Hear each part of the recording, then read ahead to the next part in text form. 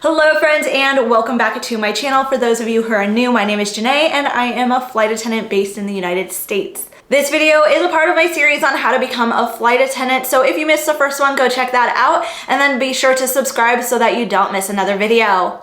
In today's video, we are going to talk about the application and assessment process.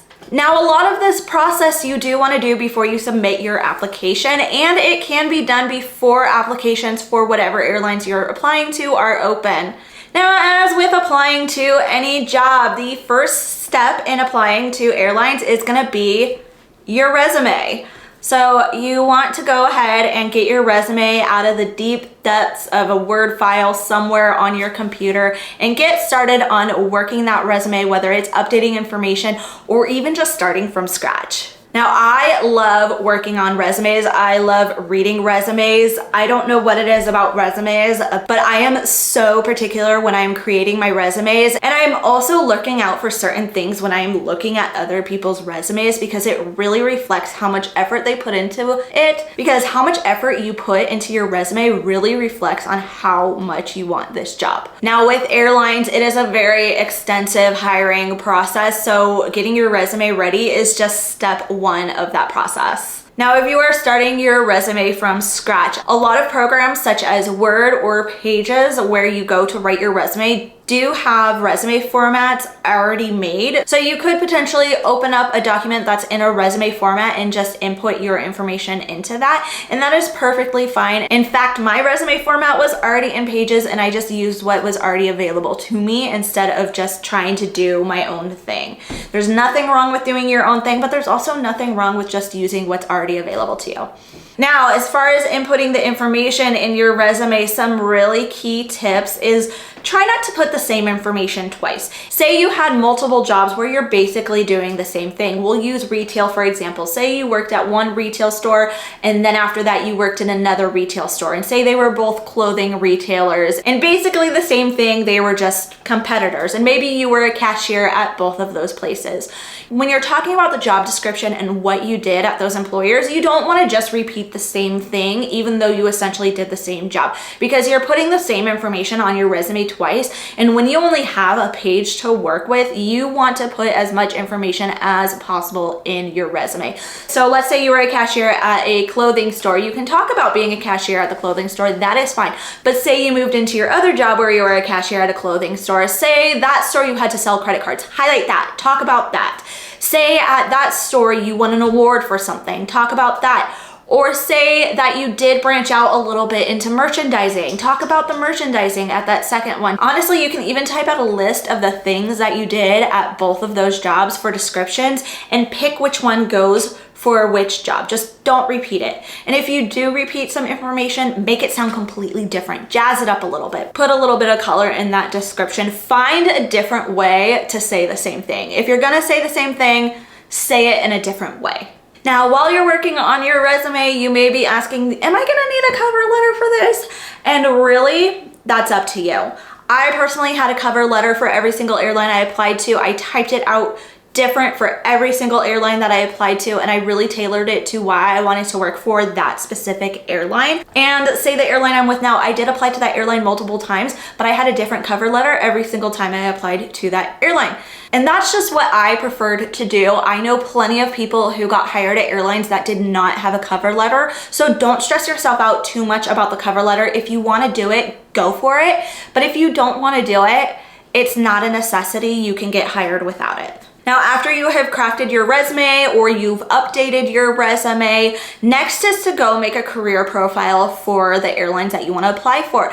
And a lot of these airlines are going to let you make career profiles whether or not the applications for flight attendants are open. So you're going to want to go to the websites. It's going to be different for every airline where those career profiles are. So just either Google the airline you want to apply for and careers, or go to that airline's main website. And a lot of times at the bottom of the homepage, there's going to be a section and it's almost like a table of contents, and go find the careers page from there. Usually that's a pretty tried and true method on finding it. Most airlines have that sitting at the bottom of their home screen. So go ahead and make a talent profile, career profile with that airline. Get your resume uploaded onto that, because a lot of times you can do that prior. Get your cover letter if you have it uploaded onto that, and a lot of times it's going to also ask you some job information that's a little bit different from what you're going to use when you apply, and it might even be the same as what you're going to use when you apply. And that's gonna be like logistical things like your name, your address, your email, your phone number, how can they contact you. A lot of times that information is gonna be in your career profile. Now their applications are open, wonderful, you are ready to submit your application. It may also ask you some more logistical questions. It may ask you to repeat the questions that are in your talent profile. It may not ask you to repeat those questions. It may ask you a series of questions about relocating, about tattoos, piercings, can you work in the United States, etc. And they are going to be pretty typical questions to applying to most jobs. However, there are some that are a little unique to the aviation industry, such as, are you willing to be based anywhere? Always pick yes. If you didn't see my last video, I talked about this in my last video, but always pick yes. Always pick yes when it comes to relocating if you want to be a flight attendant. And always read everything in the application very carefully, because if you accidentally select something wrong, even if it's just clicking the wrong thing, you could potentially get a no from that airline and have no way to correct it over some silly little clicking mistake. For example, I had something that I clicked wrong on one of my airline applications. I clicked that I had previously worked for that airline when I had not.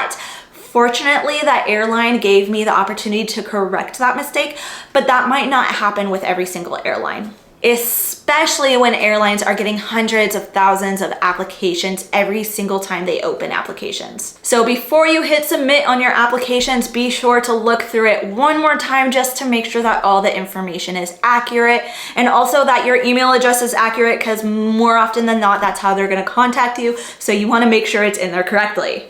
So now you have submitted your application to airlines. Congratulations. That is a huge step. So then what next? Typically, airlines will give you an assessment, and that comes pretty close to after you're submitting your applications, but not always. Sometimes you'll automatically get a no, and that might have to do with the logistical things that you put on your application, such as, no, I'm not willing to relocate. Don't put that. But a lot of times you're gonna get an assessment. These assessments could be a personality assessment, it could be a customer service assessment, and a lot of these assessments might even be from like a third party that is doing the assessment for this airline. But a lot of what they're looking for is, who are you and are you gonna be a good fit, before you even get into the main part of the interview process. Now, the assessment is super important and it can be hard. There are plenty of people who don't pass the assessment portion of the interview. Now, sometimes the assessment is like a phone assessment where you have a phone conversation with somebody, and sometimes the assessment is on the computer and you'll get an email, click this button to link to your assessment. So phone assessments are pretty equivalent of phone interviews, so I will be talking about phone assessments in more detail in my next video. However, in my experience, a lot of airlines do have the assessment that is via computer. And the most important advice that I can give you for this portion of the application is be honest and consistent in your answers.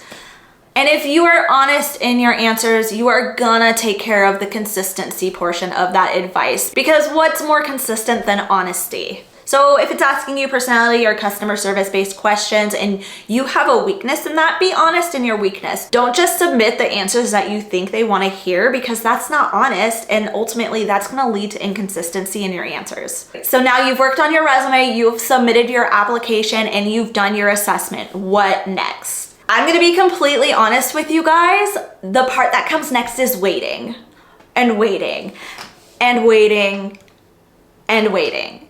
At least that's the case for most airlines, especially mainline carriers. I have waited months and months and months to hear back from airlines after submitting my application and assessment portion. In fact, for the current airline that I work for, it took me 7 months to hear back from them. 7 months. It took a long time. So be patient. Waiting is a totally normal part of airlines. If you're thinking, wow, it's been a week and I haven't heard anything, that is absolutely normal. And another thing to remember is that everybody's timeline is different. Say you are on the Facebook groups that I mentioned in the last video, or you have a friend or multiple friends who have applied to the airlines at the same time as you. Everybody's timeline is different. Somebody might hear back before you, and that doesn't mean they're gonna get it and you're not. It's just that it is a process, and these airlines get thousands, hundreds of thousands of applications, and so it is a lot to go through, so they're not gonna be able to get back to everybody at once. Another thing that factors into how long it's gonna take for you to hear back is what airline you're applying for. For example, the regional airline that I worked for, it took like 2 weeks to hear back. It took like nothing. I heard back like almost right away. So if you take the day and sit down and submit applications to multiple different airlines, you're gonna see that you are gonna hear back at different times. In fact, you might even have a job offer from one airline before you even hear back from another. It happens. It's happened to me. It's happened to others. It happens. Also, while you're waiting to hear back, I know there are going to be some of you that are sitting there checking your email every 5 minutes. Like, you can have all the patience in the world and you're still going to be checking your email constantly. But while you're doing your email checks, make sure to check your spam folder, because sometimes these emails do go into spam. And I would hate for anybody to miss an interview opportunity because the email went into a spam folder. And the email you are looking out for is to see if you made it to the next portion of the interview process, which is going to be a video or phone interview. So stay tuned for my next video. It is going to be all about the phone and video interview. So that is all the information I have for you as far as the application and assessment goes. I hope you found this video informative. If you did, please give it a thumbs up. If you yourself are on the journey to becoming a flight attendant, or if you find this career exciting, please subscribe to my channel. I do have a lot of valuable information and behind the scenes insight on this exciting career. I cannot wait for your journey, and I cannot wait to see you in my next video. Bye guys. Fly so much higher, fly so much higher.